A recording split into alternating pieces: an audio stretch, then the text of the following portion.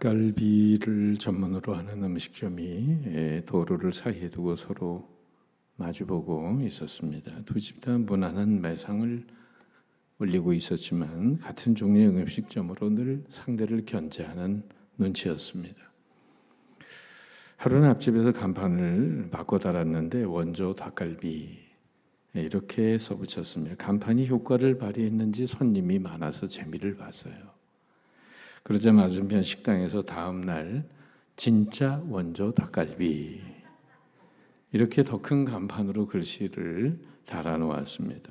조마조마하게 두 집 사이에 맴돌던 전운이 드디어 참지 못하고 폭발한 모양입니다. 양쪽 집의 싸움은 감정적인 싸움이 되어서 이성적으로는 걷잡을 수 없는 지경이 되었는데요. 하루에도 몇 번씩 간판을 갈아치우고 비용만 해도 엄청날 텐데 손익계산은 눈에 들어오지 않는 모양입니다. 상대를 누르고 말겠다는 자존심과 오기만 발동이 돼서 말이죠. 한쪽에서 우리가 진짜 원조 닭갈비 그러면 다른 쪽에서 원조 특허받은 진짜 닭갈비. 다음 날에는 또 원조면 다 원조냐? 주인들은 물론이고 종업원까지 팔을 붙이고 그렇게 나와서 멱살 잡고 싸우다가 결국은 손님들을 다 잃어버리고 말았답니다. 상처뿐인 전투 이제 그만둡시다. 그러면서 두 집은 결국 문을 닫게 됐다는 이야기인데요. 갈라디아서 5장 15절에 만일 서로 물고 뜯으면 먹으면 피차 멸망할까 조심하라. 가정에서나 일터에서나 교회에서나 국가에도 서로 대립하고 싸우면 망한다는 진리가 아니겠습니까? 그러면 하나됨의 유익함은 무엇일까요? 우선 하나됨이란 파워, 힘의 원리입니다. 하나일 때 강하죠. 타이탄 트럭을 몰면서 3개국어 하시는 분 들어보셨어요? 타이탄 트럭을 몰면서 3개국어를 이렇게 하신대요. 핸들, 이빠이 돌려. 여러분 하나로 모이면은 힘이 생기는 거잖아요. 손가락도 하나하나는 연약한데 모아지면은 주먹이 되고 파워가 됩니다. 둘째로 하나됨이란 피스, 평화의 원리입니다. 솔로몬은 잠언 17장 1절에서 마른 떡 한 조각만 있고도 화목하는 것이 제육이 가득하고 다투는 것보다 나으니라. 지난날 우리가 헐벗고 굶주릴 때는 보릿고개만 넘기면 되는 줄 알았는데 집 한 채 마련되면 걱정 없을 줄 알았습니다. 그런데 이제 보니 잘 사는 게 문제가 아니라 화평이 먼저고 화목이 먼저라는 거죠. 야곱이 장자권을 팥죽 한 그릇에 사고 아버지의 축복권을 눈속임에서 가지고 야간 도주를 하죠. 20년의 세월이 지나면서 그는 눈에 보이는 현실적인 요소들을 많이 얻었지만 마음속에 진정한 복은 화평이 복이라는 걸 뒤늦게 깨닫게 되죠. 그리고 돌아가고자 하는데 마음에 걸리는 게 바로 형 에서였습니다. 그래서 야복강가에서 환도뼈가 부러지는 아픔을 겪으면서도 하나님 앞에 매달려서 결국 자기를 죽이러 오는 형 에서의 마음을 바꾸시는 하나님의 은총을 경험하고 그 에서의 형님과 상봉할 때 무슨 고백을 합니까? 형님의 얼굴을 보니 하나님의 얼굴을 보는 것 같습니다. 정말 잠언 16장 7절에 보면 사람이 여호와를 기쁘시게 하면 그 사람의 원수라도 화목하게 하시느니라. 하나님을 붙잡으면 하나님께 매달리면 원수 같은 사람도 하나님이 바꾸어 주시는 역사가 있는 줄 믿습니다. 세 번째로 프로텍션, 보호와 생존의 원리죠. 뭉치면 살고 흩어지면 죽는다는 보호와 생존의 원리가 있습니다. 그래서 하나됨은 힘의 원리, 평화의 원리, 생존의 원리가 돼요. 그런데 왜 하나가 되지 못하는 걸까? 하나가 되지 못하는 이유는 첫째, 하나됨의 참 뜻을 알지 못합니다. 이 선택적인 것이 아니라 숙명적인 것인데도 불구하고 하나됨의 소중한 의미를 모르기 때문에 끝내 하나가 되지 못해요. 유명한 미래학자 존 나이스비트는 한 언론사와의 인터뷰에서 이런 얘기를 한 적이 있어요. 21세기를 이끌어가는 것은 리더십이 아니라 파트너십이다. 바로 함께 더불어 가야 한다는 거죠. 또 둘째로 하나됨의 소중함이 있음에도 불구하고 하나 되지 못하는 이유는 인간의 편협한 마음 때문이죠. 손가락 5개가 서로 잘났다고 싸우는데요. 엄지손가락이 야 내가 최고니까 사람들이 이렇게 표시하지 않냐? 그러니까 검지가 야 사람들이 방향을 가리킬 때 어떤 손가락을 가지고 쓰냐? 내 손가락 아니냐? 세 번째 손가락이 야 길고 짧은 건 대봐야 알지. 네 번째 손가락이 결혼 반지 약혼 반지는 어디다 끼냐? 내가 중요하니까 나한테 끼는 거 아니냐? 새끼손가락이 할 말이 없었는지 이렇게 말합니다. 야 내가 없어봐라 병신이지. 뭐 저마다 잘났다고 그렇게 배타심, 욕심, 무관심 가지면 어떻게 하나가 되겠어요? 또 셋째로 영적인 의미로는 배후에서 하나 되게 하지 못하는 어둠의 영, 사탄의 역사가 있습니다. 그래서 성령은 하나 되게 하는 영 아닙니까? 에베소 4장 3절에 성령의 하나 되게 하신 것을 힘써 지키라. 오늘 우리는 남북한이 분단된 70년의 아픔을 가지고 있으며 유일한 세계의 분단 국가죠. 한반도의 분단 결과로 정말 1,000만 명 이상의 이산 가족이 나눠지는 아픔을 겪었습니다. 여러분 왜 통일이 돼야 하겠습니까? 분단의 아픔은 한 민족이 서로 믿지 못하고 서로 반목하면서 증오하고 죽이기 위해 총뿌리를 겨누는 것도 큰 아픔이고 비극이지만 분단의 세월이 오래 지속되어 감으로써 민족의 이질감이 심화돼서 다시는 회복할 수 없는 것 같은 그런 지경으로 빠져드는 것이 큰 문제죠. 정말 북한에 고향을 두신 분이나 또 나라와 민족을 위해서 기도하시는 분들 얼마나 복음 통일을 원합니까? 그러나 젊은 세대들은 그렇지 않은 사람들이 많아요. 그걸 왜 우리가 또 안아가지고 그 독일처럼 고생을 해야 되느냐 이런 이야기를 하는 젊은이들도 적지 않습니다. 또 과다하게 사실 경제적으로 과다하게 칠 때는 국방비는 사회 간접 자본의 지속적인 투자와 사회 복지를 위한 재원의 허비를 가져오기 때문에 국가 경쟁력에서 뒤지게 되는 거죠. 뿐만 아니라 핵무기를 개발하고 배치함으로 민족의 운명을 위태롭게 하고 있습니다. 더욱이 이 땅 분단의 현실은 하나님의 약속된 평화를 저해하고 오늘도 수많은 우리 동포들의 고통과 아픔을 자아내고 있는 것이죠. 하나님은 당신 아들 예수님을 이 땅에 평화의 왕으로 보내셨고 또 그 아들은 분단과 분열의 역사를 화해의 일치로 역사로 바꾸시는 삶을 사셨습니다.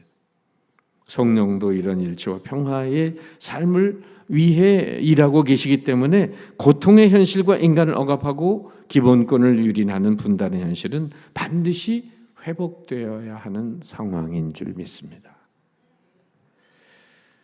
북한에 있는 동포들 마음 놓고 정말 예배를 못 드리고 지하교회는 있지만은 소리내서 찬송 부르지 못하고 예배도 마음껏 드릴 수 없는 현실 속에서 신앙을 지켜가다가 죽어가는 순교자들이 많이 있지 않습니까? 평양이 원래 어떤 곳이며 동방의 예루살렘. 저희 교역자들이 나온 광나루 장로 신학대학의 원조가 바로 평양신학교죠. 그러나 지금은 예배의 재단이 무너졌고 지하교인들이 숨어서 신앙의 명맥을 지켜가고 있습니다. 지금 얼마나 사람 살기가 힘든지 자신의 고향을 등지고 북녘 땅을 탈출해서 머나먼 사선의 길을 넘어 이 땅에 와 있는 분들이 3만 명이 넘고 있는 거죠.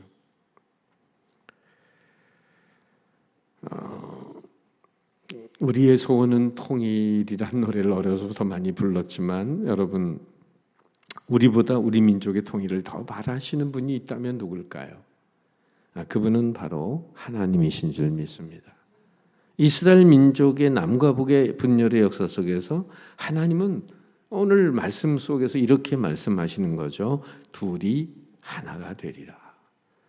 반복해서 말하죠. 둘이 하나가 되리라. 이 본문의 말씀은 아마 이 강단에 서셨던 분들이 많이 전하셨을 것 같아요. 한번 따라할까요? 둘이 하나가 되리라. 우리의 소원이고 하나님의 소원이죠. 오늘 본문 에스겔 37장인데 유명한 솔로몬 왕이 죽은 뒤에 이스라엘은 우리나라처럼 남북으로 분열된 분단 국가가 됐어요. 북쪽은 10지파가 모여서 북이스라엘이라 불렀고 남쪽은 2지파가 모여서 유다 지파라고 했습니다. 남쪽 유다를 통해 하나님의 뜻을 이루어가고 있었는데 그 후 북방 아수르에 의해 북이스라엘은 멸망을 당하고 남유다는 BC 586년에 바벨론에 망하게 됩니다.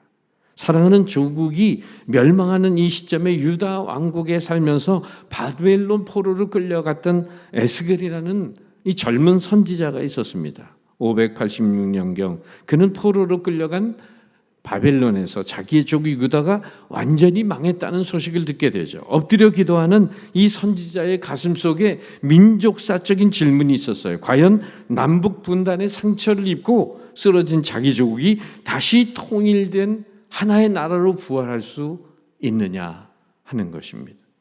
우리나라는 참 이스라엘하고 공통점이 너무 많아요. 이스라엘도 한국도 단일 민족으로 살아왔습니다. 이스라엘도 한국도 남북으로 분단된 민족으로 살았어요. 이스라엘도 한국도 외세의 영향을 많이 받았습니다. 1948년에 독립한 연도도 똑같아요. 이스라엘도 한국도 작은 나라예요. 이스라엘은 분열 이후에 애굽과 아수르, 바벨론 주변 강대국들의 영향을 받으면서 살아왔고 한국도 분열된 이후에 미국, 소련, 중국, 일본의 영향력을 벗어나지 못하고 있습니다.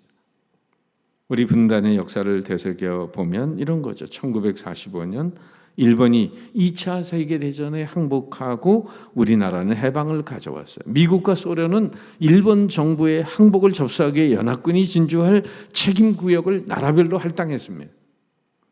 한반도는 38선 기준으로 이남은 미국이, 이북은 소련군이 일본군의 무장해대를 담당키로 미국 트루만 대통령의 재가를 받았습니다. 이때부터 우리나라는 남과 북으로 분단된 역사로 살아오다가 드디어 1950년 6.25 사변으로 세계 역사에 없는 동족 상잔의 비극을 겪고 오늘까지 세계 유일의 분단 국가로 남아 있습니다.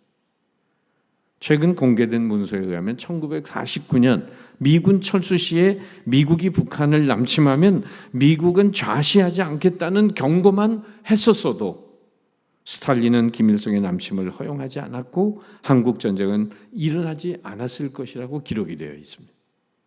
어쨌든 우리 역사는 이 강대국들에 의해서 이권의 영향을 받으며 살아온 민족이었죠. 그런데 오늘 성경 속에서 기도하던 에스겔 선지자는 본문에 나와 있듯이 두 가지 기도 응답의 메시지를 받아요. 하나는 19절 끝에 있는 말씀이에요. 내 손에서 하나가 되리라. 그러면 그 시대 하나님의 백성들은 하나님의 주권을 믿고 마냥 기다려야만 했을까요? 하나님이 내 손에서 갈라진 분단된 두 나라가 하나가 된다. 마냥 기다려야만 했을까요? 또 하나의 메시지가 있어요. 그것이 17절에 이미 계시하신 말씀입니다. 네 손에서, 발음이 비슷하지만은 앞에 있는 19절 내 손에서 너희가 하나가 되리라. 17절은 네 손에서, 너희 손에서 하나가 되리라.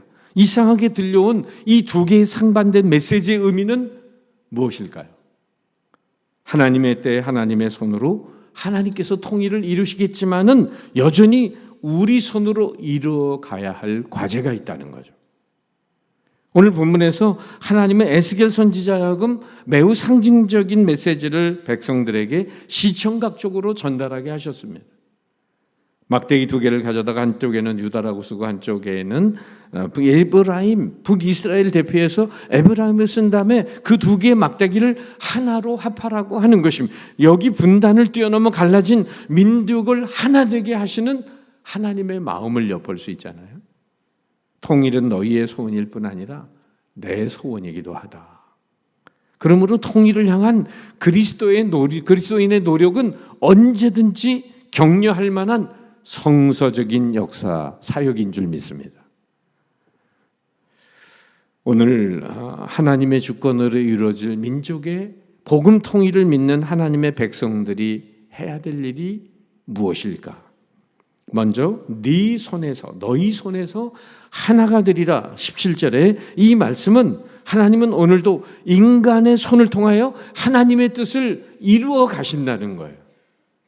사람의 손을 통해서 이루어지는 통일입니다.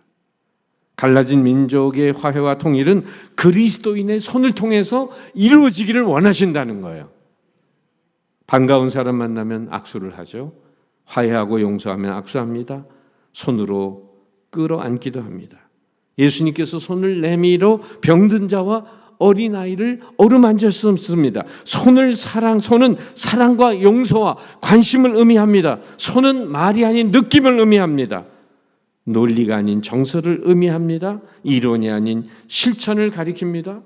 또한 무엇보다도 이 주빌리처럼 기도하는 손을 통해서 이루어지는 줄 믿습니다. 너희 손에서 하나가 되리라. 바로 정말 이러한 복음 통일을 위한 눈물의 기도는 하나님의 보좌를 흔들 수 있는 기도가 될 줄 믿습니다. 분단을 극복하고 이루어지는 화해와 통일은 그리스도인의 손에 달려 있어요. 네 손에서 하나가 되리라. 저는 이 말씀을 보고 한 15년 전부터인가요? 저는 북한하고 특별히 관련은 없습니다. 저희 아버님이 일제시대 때 독립운동을 하시다가 춘천교도소에서 1년 반의 옥고를 치르고 그리고 사시다가 지금 대전 현충원 애국지사 묘지에 어머니와 함께 묻혀 계십니다. 나라와 민족을 위해서 헌신하셨던 그런 아버님의 마음을 생각하면서 우리 민족에 대한 하나됨에 대한 소원을 하나님이 주셨습니다. 제가 그 오래전에 그 하와이 열방대학에 DTS를 하러 갔는데 거기에서 허남일 목사라는 친구를 만났어요. 그 친구가 한국에 와서 탈북해서 와서 신학을 총신해서 하고 그리고는 열방교회에서 10년이라는 사역을 한 뒤에 이제 사역을 내려놓고 안식년차 하와이에 왔다가 저를 만났죠. 좋은 교제를 나누고 북한에 대한 그런 비전을 함께 나누고 그리고 한국에 돌아와서 사실 저희 예능교회가 위치한 동네는 평창동 부천입니다. 탈북자들이 살 수 있는 동네가 아닙니다. 그런데 하나님께서 마음을 주셔서 저희 교회 옆에 있는 글로리아라는 건물에다가 또 그 건물에 마침 주인이 공간을 내주셨어요. 그래서 그 교회를 탈북민을 위한 교회를 창립을 했습니다. 한 30명이 모이고 그 다음에 제가 우리 성도들 30명을 보내가지고 하나가 되는 섞이는 작업을 해야 되겠다. 제가 왜 하나님이 이 20년 동안 3만 명의 탈북민을 이 남한 땅에 보내주셨나 하는 질문을 드렸을 때 하나님께서 제 마음속에 주신 답은 통일을 연습하라는 것이었습니다. 통일을 즉 말하자면 북한 땅에 있는 그 2천만 명의 그 모판으로 남한 땅에 보냈으니 너희들이 섞이는 훈련을 하라는 거예요. 섞이는 훈련을. 하나가 되는 훈련을 이들과 함께 하지 않으면 이 거대한 민족의 화합의 역사는 이루어지기 어렵다라는 마음을 주신 거죠. 그래서 이제 우리 교회 성도님을 그 탈북민 30명이 모이는데 30명을 보내서 60명이 모여서 예배를 드리게 했는데 참 재밌는 건 저희 성도들이 3개월 있다가 다 철수했습니다. 거의 한 명도 안 남고 그 이유는 뭐 그동안 이제 이 북한 사역을 해 보신 분들은 알지만 정말 70년에 떨어져 있던 그 문화적인 차이뿐만 아니라 또 김일성 주체 사상으로 인해서 영향을 받은 그런 부분들이 사실 남한 분들은 도와주려고 다가서는데 오히려 북한 분들은 그것을 간섭으로 받아들이고 침해로 받아들이고 내 주권의 영역을 파고 들어오는 것으로 받아들이면서 정말 하나가 되기 어려운 부분들을 경험하게 됐어요. 어쨌든 그런 것을 계기로 해서 그 허남일 목사님은 저희 교회를 동네에서 잘 해서 60명 정도가 됐을 때 방학동으로 이사가서 지금 아마 한 150명 정도가 모이는 이 탈북민 교회로는 제일 앞서가는 교회로 알고 있습니다. 저희 선교회에서 한 10년 동안 한 달에 150만 원씩 10년을 보냈어요. 예.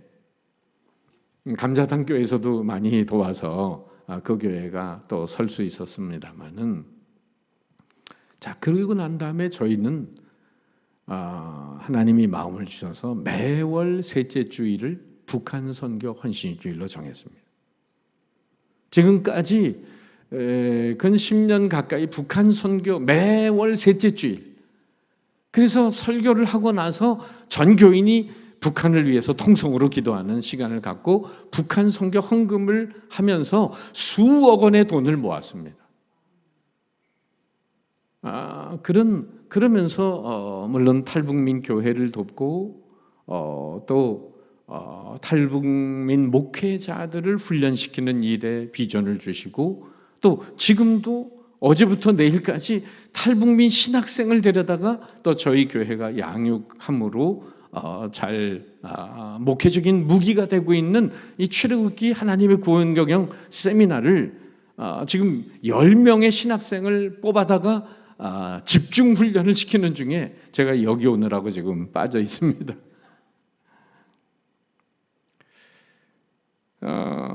저는 그동안에 많이 아시지만은 웬만한 사이즈가 있는 교회에서 탈북민들을 몇십 명씩 돈을 주고 데리고 있으면서 그들을 케어하는 것도 또 나름대로 귀한 일이라고 생각은 하지만은, 그러나 돈을 더 주면은 딴 데로 가고 돈을 안 주면은 사라지고, 여러분 그런 말이 있잖아요. 고기를 주기보다는 고기 잡는 법을 가르쳐 주라. 정말 탈북민들이 이 땅에서 정착을 하면서 그런 자립할 수 있는 그런 사람들이 되도록 격려하고 도와야 되는데 너무 안타깝게 생각이 됐습니다. 그리고 정말 하나님의 기적 같은 역사로 통일이 이루어진다고 하면은 우리 남한교회의 스타일을 제가 대충 보면은 대형 교회들이 북한에다가 자기 교회 깃발 꽂는 데 앞장설 거예요. 동일한 이름을 가지고 어디에다가 교회를 몇 개를 세웠느냐, 이 간판을 거는데 경쟁이 되지 않을까 하는 많은 염려가 있습니다. 그게 무슨 소용이 있습니까? 여러분, 남한 분들이 통일이 되면 북한에 올라가서 복음 전도가 될 것 같습니까? 여기 와 있는 3만 명하고도 섞이지를 못하는데요. 하나가 되지 못하는데, 그분들이 예수를 믿어야 되고 그분들 가운데에 목사, 전도사로 지금 사역하는 사람이 180명 정도인데 단독 목회하는 사람들이 70명의 목사들이 있고 전도사와. 근데 남한교회에서 물론 물질적인 후원은 하고 있겠지만은 정말 중요한 것은 이 지도자를 양성하는 건데, 영적인 지도자들을 양성을 해야 되고 그들이 여기 와 있는 탈북민들을 훈련시켜야 되고, 훈련된 목회자, 탈북민 목회자와 훈련된 탈북민들이 통일이 열리면은 그들이 가서 복음을 전해야 되거든요. 남한 사람들은 북한에다가 하드웨어를 도와주고 교회를 세우는 거나 여러 가지 목회적인 소프트웨어를 도와주면서 그분들이 앞장서서 자기의 일가 친척들과 동료들과 북한 주민들에게 복음을 전하게 될 때에 그동안에 이분들이 여기 내려와서 정말 가진고생을 하면서 수많은 돈을 보내가지고 그 가족들을 먹여 살리고 있지 않습니까? 초창기에는 탈북한 가족들이 있으면은 그 보이부에서 얼마나 그런 그 가족들을 못 살게 굴었는지 하는데 지금은 반대가 된 거 아시죠? 탈북민 있는 집하고 친해지려고 보이부 사람들이. 왜? 먹고 살려면 여기 남한에 와 있는 탈북민들이 보내는 그 돈의 소스를 다 알거든요. 누구에게 붙어야 사는지 안단 말이죠. 이런 모습을 볼 때 장차 복음 통일이 되면 누가 복음 전도해야 되겠어요? 그러면 결국은 여기 내려와 있는 3만 명이 다시 올라가서 복음을 전하는 기수들이 돼야 되는데, 그러면 여기 있는 탈북민들이 말씀으로 훈련을 받은 주님의 제자들이 되려면 여기 와 있는 탈북민 목회자들이 목회를 잘할 수 있도록 남한교회가 도와야 되는 거거든요. 그래서 저희 교회에서는 작년에 계속 여러 목회자들을 불러다가, 탈북민 목회자들을 불러다가 말씀 훈련을 시키는 사역을 해왔지만은 그것만 가지고 안 되겠다. 아예 우리 교회에서 데리고 그동안 해왔던 저의 목회적인 노하우를 다 전수하는 훈련을 하고 생활비 주고 학비 주고 그리고 모든 목회 노하우를 전수해가지고 이분들이 탈북민과 그리고 우리 남한 분들이 함께 모이는 교회를 개척하도록 도와줘야 되겠다. 그걸 경험한 다음에 자기의 하나님이 주신 은사와 능력을 가지고 경험을 가지고 북한 여기 와 있는 탈북민들을 주님의 제자로 훈련시키고 평신도 말씀 사역자로 훈련시킨 다음에 어디에 가서든지 말씀을 훈련시킬 수 있는 평신도 말씀 사역자들이 세워진 그 교회의 사람들이 준비만 되어 있다면, 저는 여기 와 있는 탈북민들이 남한교회에 정말 그런 도움을 받으면서 훌륭한 목회자들이 세워지고 그들이 케어되고 그들로 하여금 북한 탈북민들이 훈련을 받아서 준비된 교회들이 늘어난다면, 저는 사실 준비가 안 된 가운데서는 통일이 안 된다고 보는 사람입니다. 대형 교회에서도 돈 10만 원, 20만 원, 30만 원 주고 사람들을 3, 40명 탈북민들을 데리고 있는 교회들이 여러 교회들이 있는데요. 그 교회에 탈북민 교역자 한 사람도 없는 교회들이 있어요. 남한 목사가 그 탈북민들을 케어 못합니다.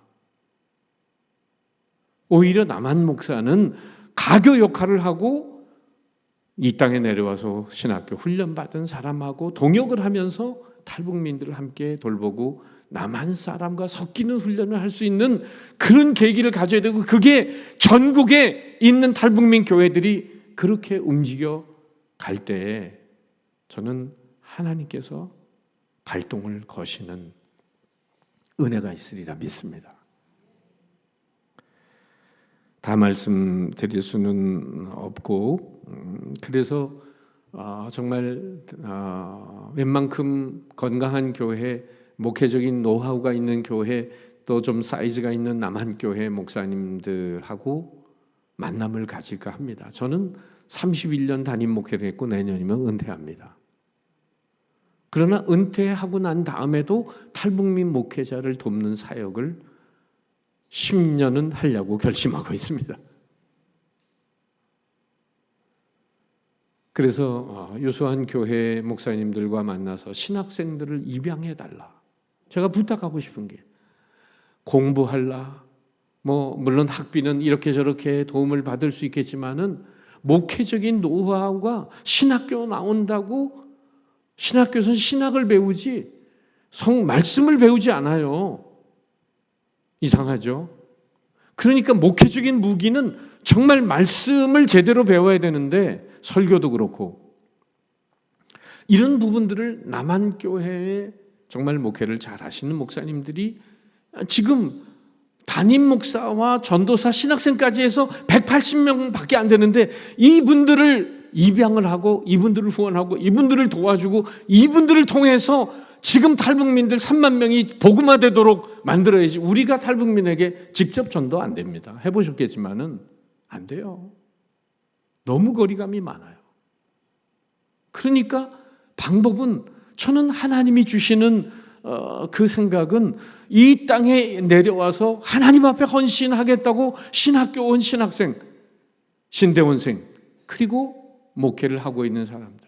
사실은 목회 시작하기 전에 신학생 때부터 품어가지고 이들에게 정말 격려를 하면서 목회적인 노하우를 가르쳐주고 그리고 진정한 사역자들로 세워야 되는데 이미 목회를 신학교 나오자마자 대부분 탈북민 목회자들이 개척을 하는데 다 1, 20명이에요. 다 1, 20명. 그러니 그 목회하려고 해도 새벽기도, 수요 예배, 주일 예배, 설교하다가 보면 또 오래는 데도 많잖아요. 탈북민 목회자들 또 가는 데도 많아요. 외국도 많이 가고. 목회를 배울 새가 없더라고. 목회 이미 전선에 들어간 사람들은. 근데 목회가 성장이 안 돼요. 이런 것을 어떻게 타개하고 정말 이분들이 견고하게 섰을 때 탈북민들을 3만 명을 복음의 일꾼으로 세우면서 문이 열리면 이분들이 남한 분들과 함께 올라가면서 복음의 놀라운 전진의 역사를 이루어야 될 텐데 이 준비를 하라고 3만 명을 보내줬는데 여기서부터 섞이는 훈련이 안 된다고 한다면 여러분 통일이 쉽게 올까요? 그런 정치적인 통일은 통일이 아닙니다. 외세에 의한 통일이 아닙니다. 진정한 복음의 놀라운 역사로만 이루어지는 내적인 통일이 진정한 통일이 되는 줄 믿습니다. 이제 참 분단을 극복하고 평화통일 민족이 되는 것은 어떤 정치력이나 경제력이나 무력으로 될 수 있는 것이 아닙니다. 강대국들의 힘이 한반도 통일을 가져오는 게 아니에요. 정치적인 힘, 경제의 힘, 무력의 힘이 아니라 바로 너희 손에서 내 손에서 하나가 되는 것과 더불어 오늘 말씀하시기를 내 손에서 하나가 되리라. 하나님의 손에 의해서 궁극적으로 하나가 될 줄 믿습니다. 옛날 영화 중에 대부라는 영화 있거든요. Godfather. 깡패 두목들이 모여가지고 하나가 되는 예식을 치릅니다. 깡패 두목들은 즉석에서 손가락을 잘라가지고 피를 컵에다가 모으더니 그걸 돌아가면서 마시는 거예요. 하나 되는 예식치고는 그만한 것도 없잖아요. 앞으로 우리 절대 싸우지 말고 헤어지지 말자고 맹세까지 하거든요. 그런데 피로 맺어진 우린 형제다. 그러나 며칠 후 시시한 일로 싸워가지고 따발총으로 다 쏴서 죽입니다. 두 사람만 남아요. 제가 어려서 아버님이 영화사를 하셨어요. 제가 옛날 연예인교회 담임 목사로 간 게 제가 어려서 아버님이 영화사를 하셨기에 집에 늘 배우들이 오고 가니까 그 연예인들하고 제가 어려서부터 친숙한 마음이 있어서 그런지 하나님의 섭리 가운데 저를 보내셨는데 제 장난감이 필름입니다. 그런데 그 필름, 매끈매끈한 필름이 끊어지면은 이걸 어떻게 붙이는가 가만히 봤더니 면도칼로 양쪽을 다 까끌까끌 긁어내요. 그리고 여자들 매니큐어 지우는 아세톤이라는 걸 양쪽에 발라요. 그리고 탁 대고 1분만 지나면 이 장정이 잡아다녀도 안 끊어져요. 거기서 하나가 된다는 건 양쪽이 깎여야 돼요. 정말 여러분 그 협력의 협자를 한자를 보면 열십자 옆에 힘력자 3개가 있잖아요. 협력한다. 인간의 힘이 3가지가 모여도요, 진정으로 하나가 되는 것은 예수 그리스도의 십자가가 있어야 되는 줄 믿습니다. 네 마음 내 마음 맞추고 내 마음 네 마음 맞추는 게 하나가 아니에요. 나도 주님의 마음에 맞추고 저도 주님의 마음에 맞출 때 그리스도 안에서 진정 하나가 되는 거죠. 내 손에서 너희가 하나가 되리라. 주님의 마음을 품고 주님의 사역을 우리가 해나갈 때만 하나 되는 역사가 이루어질 줄 믿습니다. 정말 우리는 민족주의적 통일 지상주의를 경계해야 되고, 민족의 통일이 물론 우리의 소원이지만 그보다 더 높은 소원은 우리나라의 하나님의 통치가 이루어지는 거죠. 우리가 다 하나님의 백성이 되는 것, 우리나라에 하나님의 사랑과 공의가 온전히 이루어지는 것이 소원 아닙니까? 그 나라 이름이 대한민국도 돼도 좋고 조선민국이 돼도 좋죠. 우리나라에 하나님의 사랑과 공의가 통치가 이루어진다면 우리는 아시아 평화는 물론 세계 평화를 이루어내는 제사장 나라가 될 것입니다. 이스라엘 민족을 출애굽시킨 이유가 무엇이죠? 출애굽기 19장 5절 6절에 너희는 내 소유가 되고 제사장 나라가 되리라. 열방을 구원하는 하나님의 제사장 나라가 된다. 그것이 이스라엘을 출애굽시킨 목적인데, 전 세계에서 대한민국을 이렇게 영적으로 출애굽을 시킨 축복을 베푼 나라가 어디 있겠습니까? 지금 한국 교회가 쇠퇴의 길을 맞이하고 있지만은, 그러나 하나님이 통일이 끝이 아니라 통일을 통해서 무엇을 기대하시겠습니까? 열방을 구원하는 마지막 때의 제사장 나라가 하나님이 쓰시려고 이 민족을 눈여겨보고 계시고, 우리 민족의 소원을 또 귀 기울여 듣고 계시는 줄 믿습니다. 우리 주빌리 기도 모임, 또 말씀드렸던 여러분 기도 제목, 정말 남한에 있는 남한 교회, 건강한 교회, 또 재력이 있는 교회, 이런 교회, 또 건강한 교회에서 우리 탈북민, 저는 제가 장신을 나왔다고 해서 장신만이 아니라 지금 저희 교회 밤 9시까지 공부하는데 장신, 감신, 총신, 서울신대 초교파로 신학생들이 와 있어요. 천국에 교단이 어디 있습니까? 정말 그런 면에서 교단을 초월해서 오히려 신학생들을 입양하고 훈련시켜서 다시 정말 건강한 교회를 움직여가는 훌륭한 목회자들로, 이 남한 이미 목회를 잘하신 목사님들이 여기에 헌신하고 투자해서 여기에 와 있는 지금 180명의 이 신학생과 목회자들을, 탈북민 목회자를 도와서 3만 명에게 영향력을 끼치고, 그리고 복음 통일의 문이 열리면 그들이 정말 북한 땅을 복음으로 초토화시킬 수 있는 그런 역사가 일어나기를 주님의 이름으로 축복합니다. 그렇게 기도해 주시기를 바랍니다. 기도하겠습니다. 하나님 감사합니다. 하나님이 이루어 가시는 통일은 우리의 기도로부터 시작되는 줄 믿습니다. 오늘 네 손에서 둘이 하나가 되리라. 그러면서도 하나님이 내 손에서 하나가 되리라. 저희들의 기도의 손, 사랑의 손, 용서의 손, 화해의 손, 축복의 손, 그리고 궁극적으로 역사해 주신 하나님의 손을 통해서 갈라진 남북이 하나가 될 줄로 믿습니다. 그런 역사가 일어날 수 있도록 참으로 우리가 복음 통일을 준비하고 헌신하는 주의 백성들 되게 하여 주옵소서. 예수님 이름으로 기도합니다. 아멘.